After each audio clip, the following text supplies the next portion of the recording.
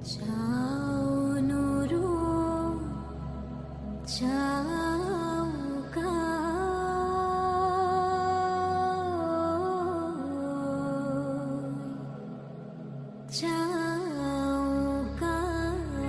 this is Joint Ọসম মই আহি বৰ্তমান উপস্থিত হৈছোহি শিৱসাগৰ জিলাৰ অন্তৰ্গত নাজিয়া মহকুমাৰ নাজিয়া টাউনৰ লগতে লাগি থকা ঘৰফলীয়া গাঁৱৰ কাষতে ঘৰফলীয়া গাঁৱৰ ইয়াত যিটো মৈদাম আছে এই মৈদামটোত তেখেতলোকে পৰম্পৰাগতভাৱে তেখেতলোকে আজি বছৰ বছৰ ধৰি তেখেতলোকৰ মেডাম মেফি উদযাপন কৰি আহিছে আৰু আপোনালোকক এই মেডাম মেফিৰ যি সংগতি ৰাখি যি এই আয়োজনৰ মই কিছু দৃশ্য আপোনালোকৰ মাজলৈ মই লৈ যাম কিছু স্থিৰ চিত্ৰ আপোনালোকক দেখাম মেডাম মেফি আপোনালোকে জানে যে ৬০০ বছৰীয়া অসমৰ ইতিহাসকালৰ যি যুগসূত্ৰ সেই যুগসূত্ৰটো কিন্তু আমাৰ যি পৰম্পৰাগতভাৱে চলি আহিছে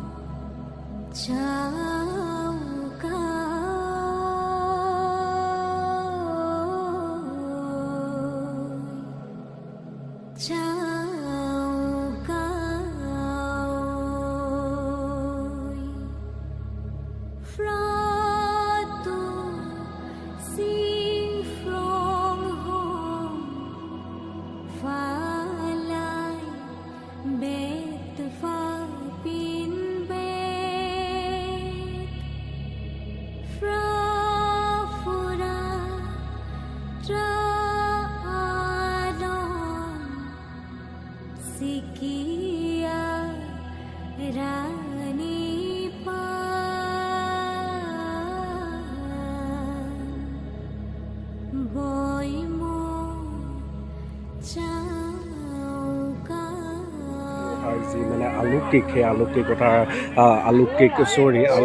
আলৌকিকতাৰ মানে যি মানে আমি দেৱ দেৱী বা দেৱতাসকলক পূজা কৰোঁ তাৰ কিছু দৃশ্যাংশ আপোনালোকৰ মাজলৈ মই লৈ যাম আৰু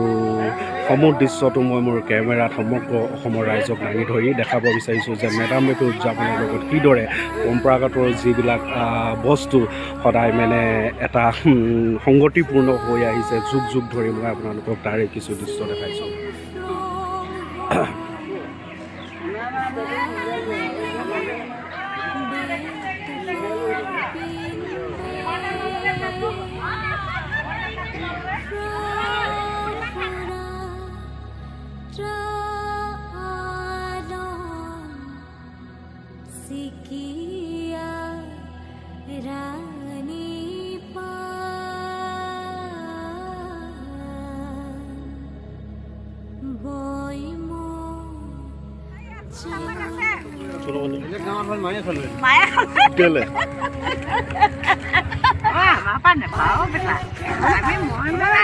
ইয়াত হ'ব পৰম্পৰাগতভাৱে এই মেডাম মেফিৰ লগত যি মানে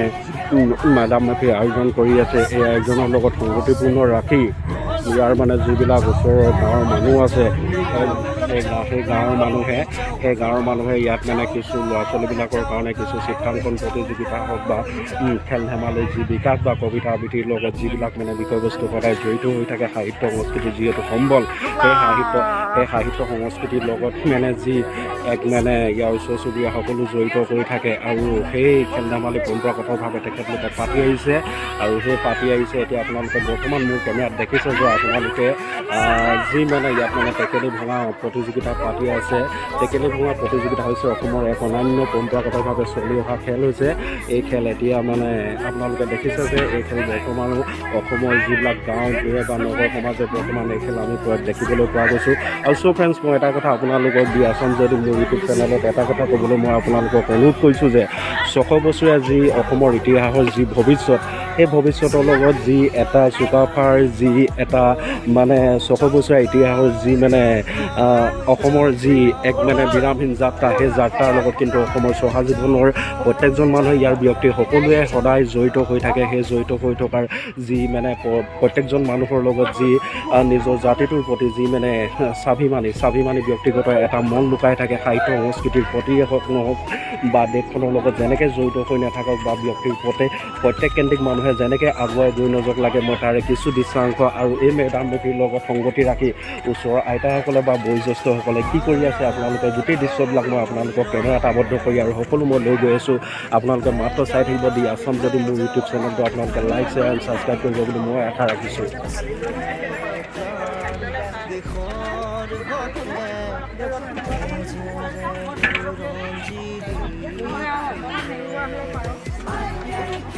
হাঁহি এটা মাৰি দিয়ক ধুনীয়াকৈ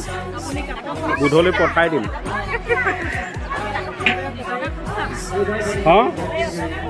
অঁ চাবা তুমি পাবা নহয় বৌ আমাৰ দেখিছে বৌ এটা কথা সুধিব বিচাৰিছোঁ আপোনাক মই আপোনালোকৰ যি এই সংস্কৃতি যি পৰম্পৰাগতভাৱে চকবচীয়া যি ইতিহাসৰ এক মানে আহোম ৰাজত্বকালৰ যি মেডাম মেফি চলি আছে আপোনালোকে প্ৰত্যেক বছৰ উদযাপন কৰি অহা আমি ইয়ালৈ আহি খুবেই আনন্দ পাওঁ কেনেকুৱা লাগিছে বহুত মজা লাগিছে আৰু মানুহবিলাকক খুৱাই পেলাই বহুত ভাল পাইছোঁ যোৰহাটৰ পৰা আহিছে লখিমপুৰৰ পৰা আহিছে আৰু দি পেলাই খুব ভাল পাওঁ এতিয়া মই ঘৰলৈ যাওঁ গোটেই গাতে সাজ পৰি গ'ল মুঠতে গোটেই কথাবিলাকৰ লগত মানে যি পৰম্পৰাগত এক মানে প্ৰক্ৰিয়া হৈ জড়িত হৈ আছে আৰু সকলোৱে সুন্দৰভাৱে মেডাম মেফি আয়োজন কৰিছে আৰু সঁচাকৈ ক'ব লাগিব যে এই আয়োজন এক সুন্দৰ অনুষ্ঠান নাজিৰা মুখ কুমাৰ নিচেই কাষতে লাগি থকা যি ঘৰখনীয়া গাঁৱৰ এই মানে স্মৃতি সকলো গাঁৱৰ বাকী লগ লাগি পাতিছে সঁচাকৈ ক'ব লাগিব এক সুন্দৰ এক অনন্য অনুষ্ঠান এই অনুষ্ঠানৰ যাত্ৰা সদায় যাতে মানে কামনা কৰিছোঁ যাতে সদায় কুশলে থাকক আৰু সদায় দীৰ্ঘায়ু হওক বুলি তাৰে কামনা কৰি আজি এই মই ভিডিঅ'টো আপোনালোকৰ মাজৰ পৰা বিদায় লৈ সামৰণি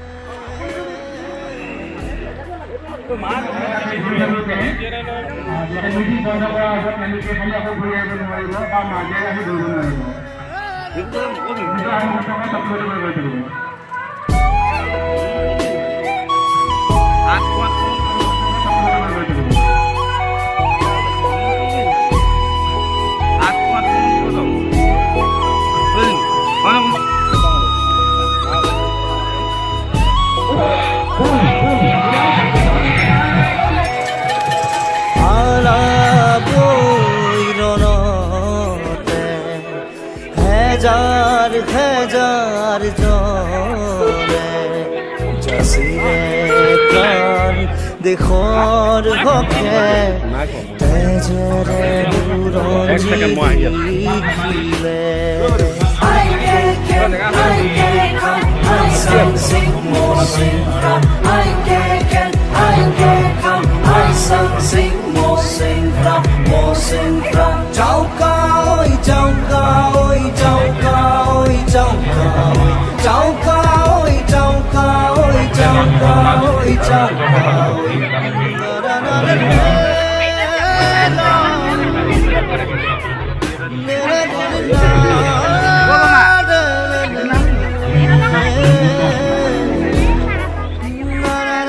ôi giờ là điếu không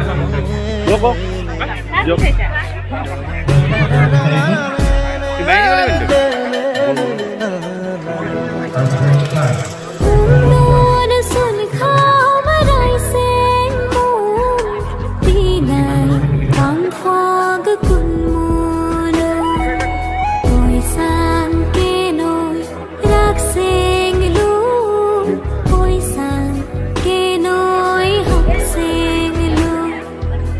Sang